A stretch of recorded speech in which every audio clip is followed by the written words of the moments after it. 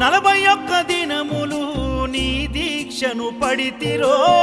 నా గొంతు గానాలు నీకే వినిపిస్తిరో అన్ని వదిలి నేను నీ పూజలు చేస్తిరో నన్ను నేను మరచి నీ సేవలో ఉంటిరో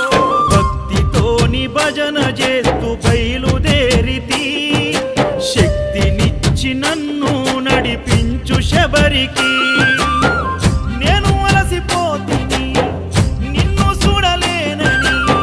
నీ భక్తుడైనా నే బాటసారిని క్షణముండలేను తండ్రి నేను తల్లడిల్లిపోతి ఈ పాదయాత్రలో నీ దరి కాననైతిని ఎంత దూరం